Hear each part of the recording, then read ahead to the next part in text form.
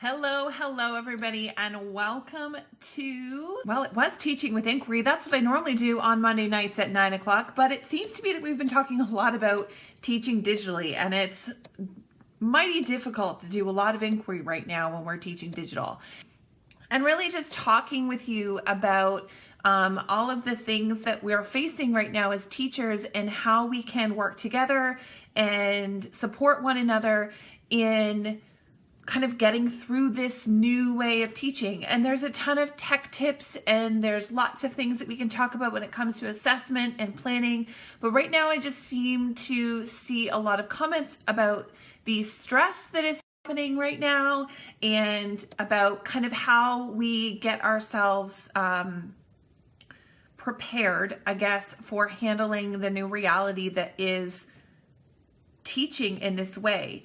Now, I feel as though that I perhaps might feel like one step ahead, or I feel like I've got a little bit of a handle on this simply because, well, I come live every Monday night and I have for 133 times.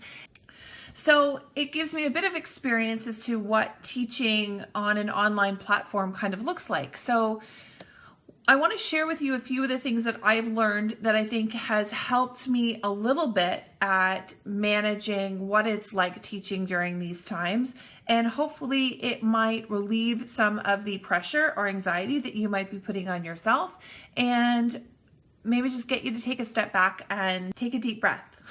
I think that's the big one. So as promised earlier today, I did say I'd bring wine.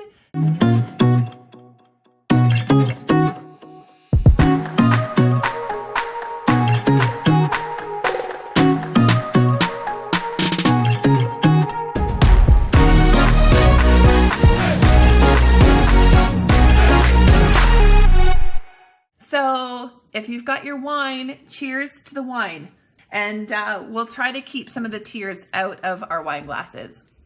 But I did want to talk about some of the things that we can do to kind of take some of the pressure off of ourselves right now in this moment. So one of the things that has helped me is to set really realistic goals and expectations of myself.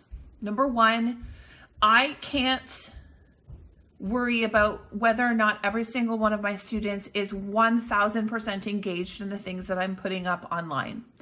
They are going through a ton of stuff right now, just as much as we are. And sometimes it's just too much. And their parents need to say like, okay, we're just not going to do that. I know as a parent myself, I've done that with my own kids' work. And I've just said, listen, we're just not going to do that right now because we can't. There's way too much going on right now. So as a teacher, I have to really temper my expectations that am I going to get 100% engagement 100% of the time? Well, no, I don't even get 100% engagement in class all of the time.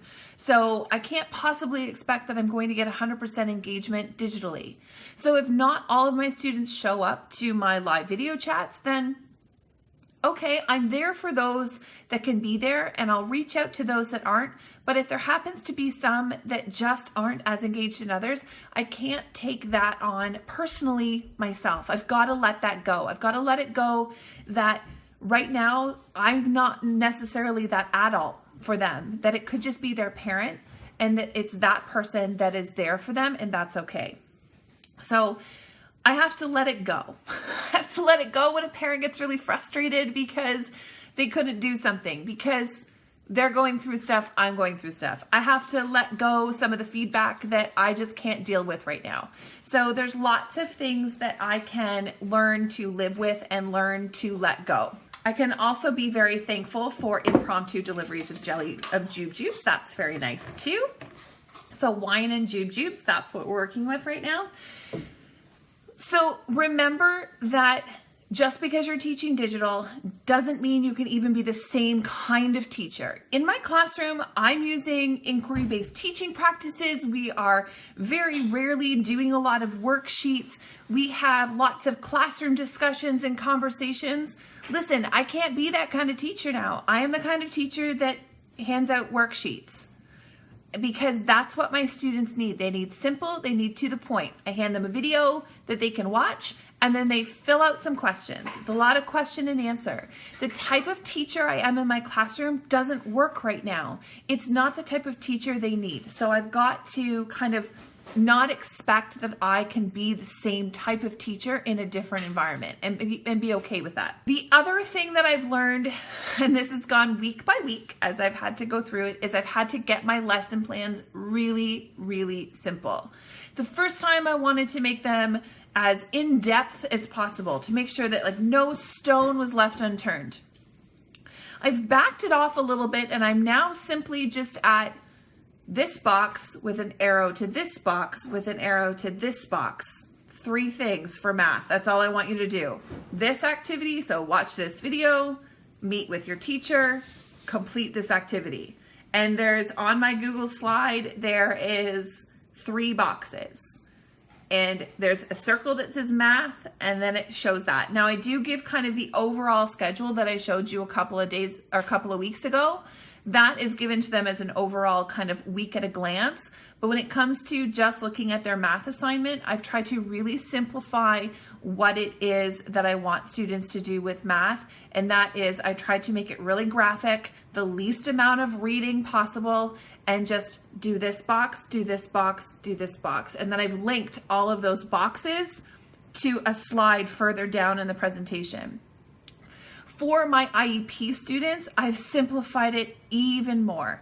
Everything that they need all in 1 week is in one slide document. And I try to keep the activities exactly the same week to week. So even if the activity changes slightly, so like last week we did a bit of number sense, this week I started fractions with my students that are below grade level, but the page that fractions worksheet sat on looks exactly the same as last week, and it's the same instructions. So it's do this page, look at this picture, write me some sentences. Next week, look at a new picture, write me some sentences. It's pretty boring. There's not a lot of variety in the type of activities they're doing, but when they see these recognizable pieces in their Google slide, they know what to do. They don't have to try to figure out what's expected of them. They know when they see the picture, they write me some sentence. New picture, new sentences. New picture, new sentences. So keep it really, really simple for those students and reduce the amount of reading. As a parent, I don't want pages and pages of instructions to try to decode where I'm trying to figure out what's due, what you need done when. I literally, as a parent, even though I understand what you're doing, I want Monday, do this. Tuesday, do this. Wednesday, do this. I don't want anything more than that. I have 3 kids here, plus I'm teaching my own class. My husband is on meetings constantly all day long. And we're trying to kind of juggle a million things all at once. So as with everybody else's, so I don't need a lot of reading. I just want simple, basic, do this, do this, do this. And even if it's a link to another activity, I just want it linked. So I want, okay, read this PDF, and I want to click a link and it opens the PDF. And then I want to click a link and open something else so that I can keep those plans simple. I don't want a lot of complicated. I just want them to be learning some basic stuff for my own kids. So it's okay. I'm starting to take to heart the feedback I was given not only by parents, but also by my administrator to say, do what you regularly do, cut it in half and cut it in half again. It's definitely been a learning curve as I've gone through this to try to really simplify and take out a lot of confusing pieces. So that is something I've definitely been doing. The third thing that I've learned is to have patience for myself. And having patience for myself means that I'm never going to get it perfect. Done is better than perfect. There's going to be times where I attached 2 video 3s and didn't put a video 4. Yeah, true story. That's what I did today. But we're all learning, and it's okay. My students catch it. They tell me about it. I can fix it, and it's fine. And it's okay that I make mistakes, and it's okay that I am not perfect in the eyes of my students. They don't need me to be perfect. They need to see that we can kind of go with the flow. We can make mistakes. We can problem solve our way out of it. Like last week, I forgot to attach an activity in Google Classroom so that students could make a copy of it, or so that students would get their own copy. So instead, they tried to open it and realized it was view only. Well, how could they solve that? Well, they simply just have to make a copy, and a few of them asked the questions, and then other students started answering their workaround because I forgot, and that's okay. So to have patience with myself, I don't beat myself up because I made a mistake. I just kind of go with it and accept right from the beginning that I'm probably going to make 1,000 mistakes and be okay with it. Then the fourth thing that I've learned is to ask for help. Now, asking for help from my students, asking for help from parents, asking for help from co-teachers. This year I am part-time, so I don't work a full-time complement. I'm only 0.6.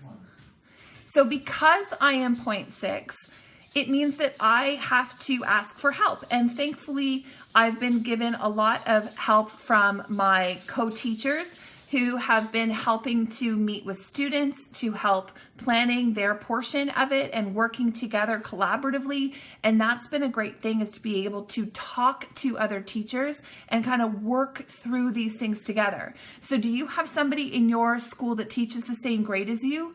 Why not work together to have one whole classroom that all of the students are doing the same activities, and then you can kind of bounce ideas off of one another. I'm finding it really helpful to be able to have other teachers that can, schedule a meeting, or they can help a student out who might be struggling because their availability is a little bit different than mine, or they catch something that I've made that might need to be fixed, or we can kind of work together that way. So is there somebody else, whether it's a prep coverage teacher that's looking for ways that they can help out, or if it is, say, somebody else who might have more availability, educational assistants, however they happen to be being used in your school right now, but be open and available to asking for help and seeking out others that might be able to help you, because it is a very valuable thing to feel as though you are not shouldering all of this on your own. So looking for opportunities, even if it might not be somebody in your own school, but somebody outside of your school, add them to your Google Classroom and work together with them at co-planning something. Put a shout out in one of the Facebook groups saying, hey, are there any other teachers that just want to collaborate on what we're doing each week with our students, so that you're not alone in putting these activities up there and you can share the load a little bit more. So that's definitely something I would encourage you to do, is look for help wherever help may be available. Now, the fifth thing that I have learned that's helped is face-to-face. Now, I know there's a lot of conversation about whether or not face-to-face video is supported right now through our school boards or through our unions. The last thing I've heard from my own union is that while they're not 100% backing us doing video, they're also really not there to prevent us from doing it either. We do have to take our professional judgment in going online video. I'm not terribly scared of being turned into a meme or anything like that. I mean, if somebody really wants to make a meme out of my face, it's probably going to be me. If you've paid attention to any of my bloopers of my own videos that I make every week, you'll probably notice that I'm more likely to meme myself than any of my students. So I'm not terribly worried about that. But what I have noticed is I've noticed the absolute value that has helped my students to either do some of the work or help them through some of the concepts, or just feel better simply because they can have a conversation with me about their work, or if it's not with me, with another teacher from staff.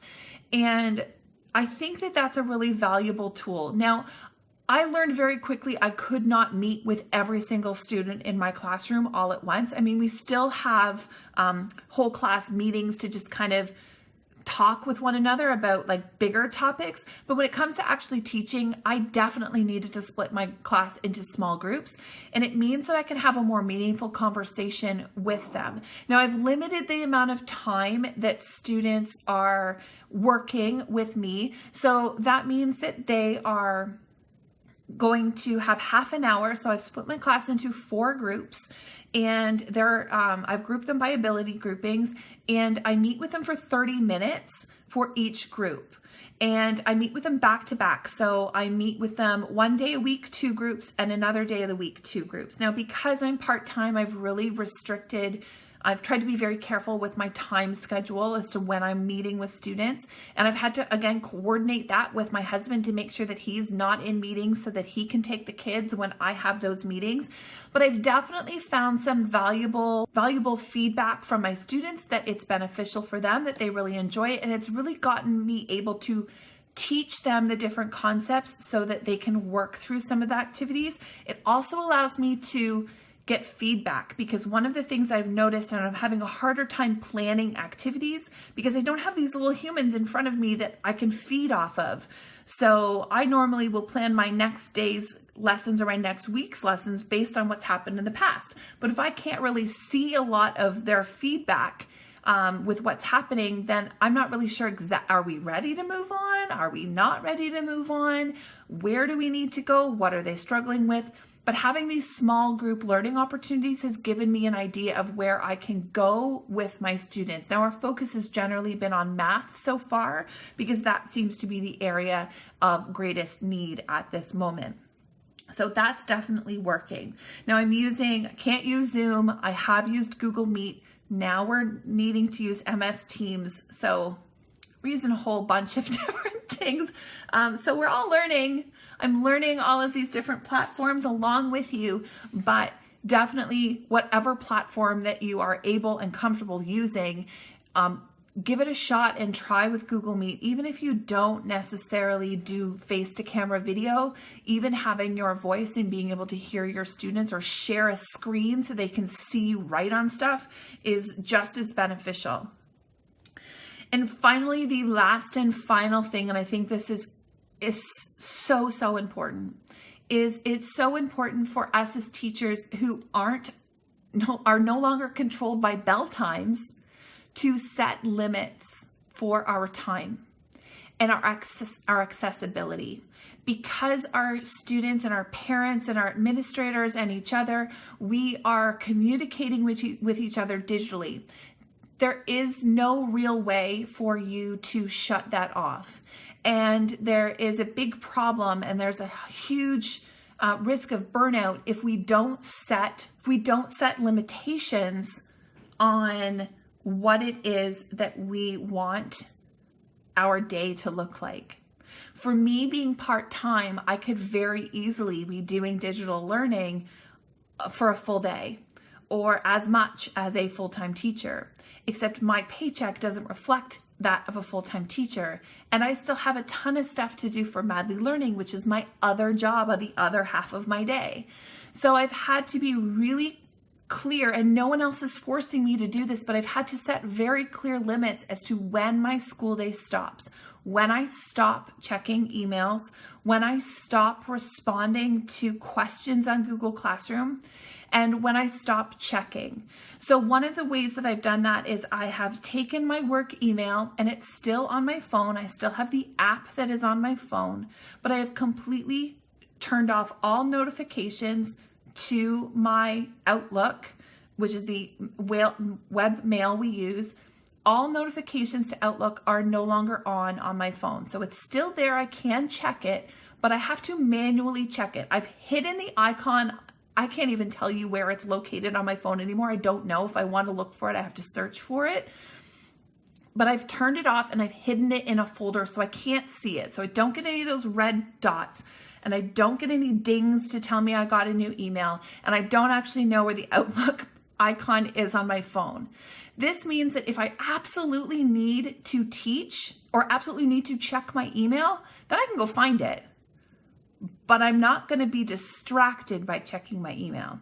I've also turned it off on my laptop and turned it off on my phone, and my work iPad has it still on, but it's generally dead by the end of the day after we've used it. So that works for me. The way I turn on and turn off is I will pull up my email on my computer on a web browser, and I have it sitting on my desktop during the hours that I have designated as being my teaching hours. So my time teaching, or my availability. And then there's been times where I've taken myself out.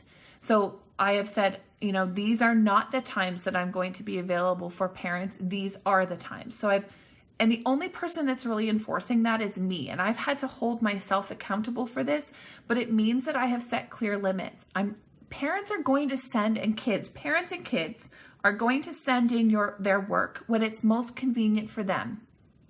They are going to send you emails at 8:30, 9 o'clock at night, simply because that's probably the very first time they've had a chance to sit down and email you after the kids have gone to bed and all of that. It's fresh in their mind. They know they want to get it over and done with, so they're going to email it to you. But don't respond. Respond in the morning. There's no reason why you would need to respond at 9 o'clock at night. Don't. Even if you think, I could just do it, it's quick. Don't check it. Don't even know it's there. Respond in the morning. And it takes a little bit of force to force yourself to do it. But by setting these limits, we are less likely to burn out, and we can give ourselves some downtime, because we do not need to be accessible 24 hours a day, 7 days a week. And we need to put those limits on ourselves, and we need to be okay with not getting back to people just because they happen to email us at any time of the day. Be okay with them contacting you, but set limits on when you return and when you check those messages. So we're covering fractions concepts right now. So we are reviewing those, and we are going over that new material in our weekly lessons and in our Google Classroom activities. Now, my students do have a bit of advantage in the fact that we've used Google Classroom for some of my students. This is year 2 of them using Google Classroom. So it didn't take us quite as long to adjust to using Google Classroom digitally, as most of them were fairly proficient at using that platform. So it wasn't a huge transition into working on things digitally. So I would say about a good 75% of my class did all of their work almost exclusively on digital, including they would even do their math in their notebook, take a picture of it and hand it in anyways, even in the classroom. So the fact that they're doing it at home, the difference for them was the communication. They couldn't ask me a million questions as they were doing it and how to do it. And then sometimes it was a lot of tutorials about, there's not that, who do I ask now? Because for some of them, they would always just rely on their peers to help them answer those questions about how do I hand something in? How do I make sure that it's this, or how do I do that? So they couldn't ask a lot of those questions. So I am teaching new material, but if you're not teaching new material, then don't. If it's not working for your kids, don't. Just review. Go back and review concepts that they've already learned. There's no harm in that. In fact, it's probably good for them to not have to worry about that. You know your kids, you know what they're able and capable of doing. So if it's easier for you and easier for them that you not cover new material, then don't. If you can cover new material, give it a try. It's definitely different. Are they getting the same quality of coverage that maybe they would in class, or the same type of experiences? No.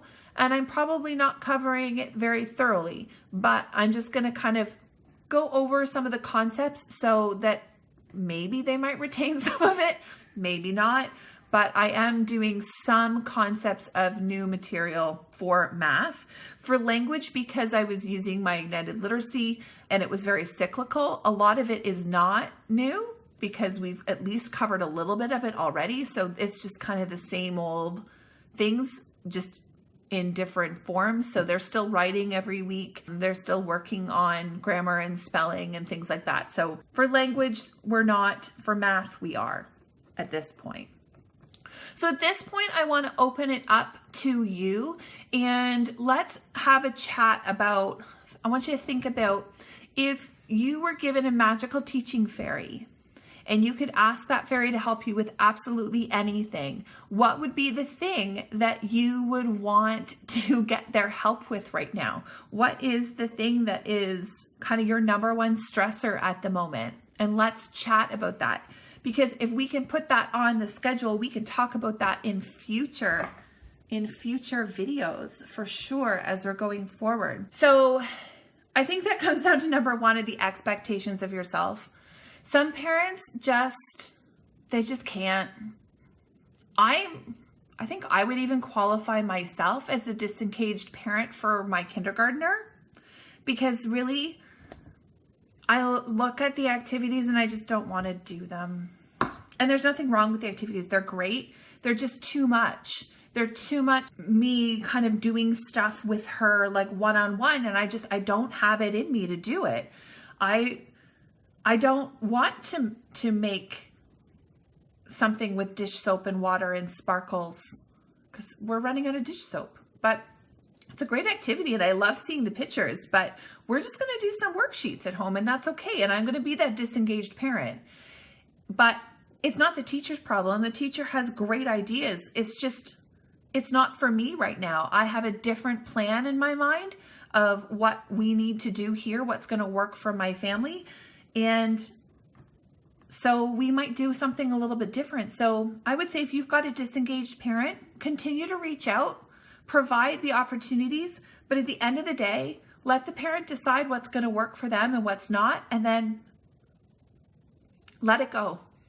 Send them an email saying, hey, how's it going? Thinking of you every 2 weeks. And that's what you've got to do. And I think it's okay that the parents are disengaged. There just might be other things that are happening and it just might be too much for them. There might be way too much on their plate right now. And I think that's okay. You've seen a lot of teachers using choice boards, but you like to teach specific concepts following your long-range plans. You're giving them too much to do and other not enough. How do you gauge the pace and check for understanding? Two ways. Number one, I don't use necessarily choice boards, but I do that linear kind of do this activity, and then do this activity. So it's more of like follow this path board than a choice board per se. But I think that it's okay to give it very graphic, right? So you've got a box and you say, okay, watch this video, and then an arrow to the next box. It says, do this worksheet, and it's a link to the worksheet. And then it's do this other worksheet.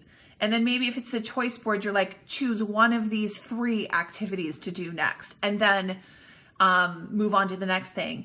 I check for understanding, particularly in math, by using what's called a math journal. So we started this before we left for distance COVID learning, but I found it was a really great tool for me to kind of quickly assess whether or not they got the concept for the week. So I tried to focus on a concept per week.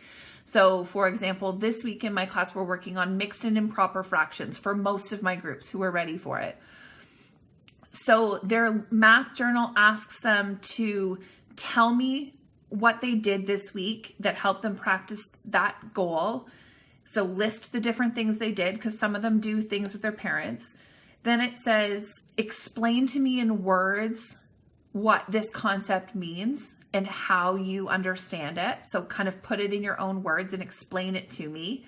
Then there is a section where it says show me. So I want them to make something with like pictures, or I want them to even take a picture of something like a worksheet or something that they have done.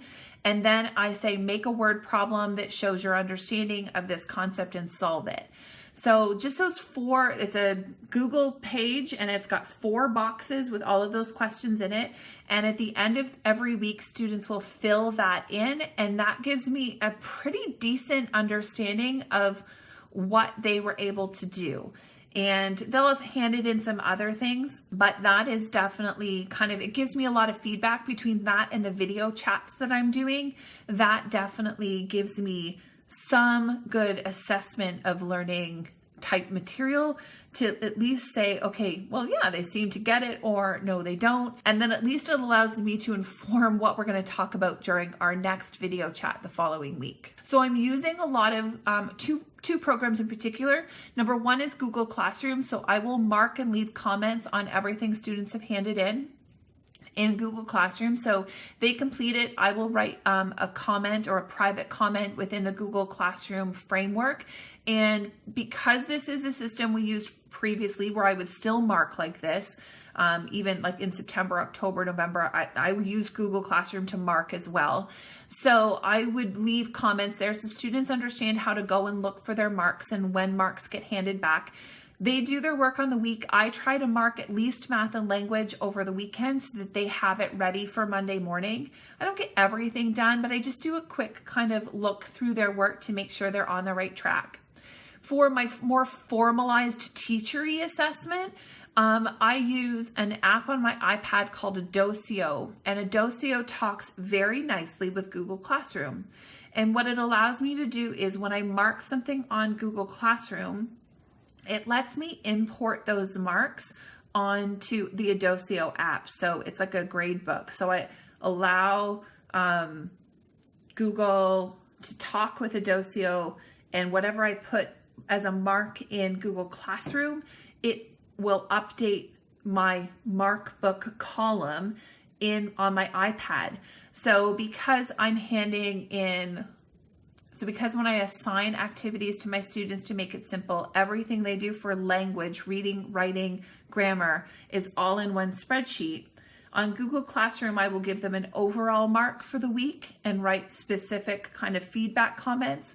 And then I import that mark into my Google Classroom or into my Adocio app, and then I will break it down into the different activities they did.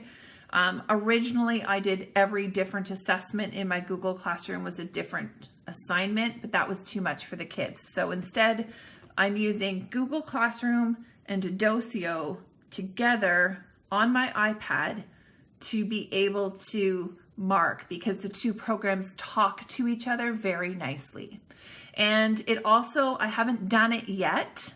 I just finished importing all of my parent emails so I can attach parent emails in Adocio with student names, which means I should be able to send an email of a summary of all of the marks that I have for students. I haven't done it yet because I'm never 100% caught up on all of my assessments. So that's why I don't do it, but it's a goal. I mean, maybe when I can get there, but again, I'm having patience with myself and setting the expectations that it can be done. I just haven't done it yet. You can also, on Google Docs, you can see the revision history. So if they go ahead and start changing a whole bunch of stuff, you can see that too. But yeah, I return it all. So I want to wrap it up, but I do want to remind you to set clear expectations of yourself. Don't expect yourself to be the same kind of teacher that you are in your regular classroom on a regular day that you can be when you're teaching digitally. You're going to be the teacher that needs to be right now, and that's okay. Do your best, and that's good enough. Try to keep your expectations and your activities really simple, really easy. Don't overcomplicate things that don't need to be overcomplicated. Keep it graphic, keep it simple, and easy to understand for students. Have patience with yourself and understand that you're never going to get things perfect the first time, and that there's going to be hiccups and things aren't always going to work right the first time. So just be patient and go with that. Go with that. Ask for help from your co-teachers, even from teachers you don't know. Ask for help. We are in this together. There's probably somebody out there that is going through the same thing that you are, that has tried something, that's found a solution already. There are so many places you can go to ask for help. I'm here for you. Lots of other people are here too. So ask for help when you need it. Try face-to-face videos or voice-to-voice videos or screen-to-screen videos, but try to meet with your kids, or at least give it a shot. Doing video is not quite as scary as you think it might be, and it does get a lot done a lot faster. And finally, set very clear limits with yourself. Know your start time, know your end time. Know when you want to check email and when you don't want to check email. Give yourself permission to not work. Yeah, do it. Grab a glass of wine. Go enjoy some Netflix. Don't turn on your computer.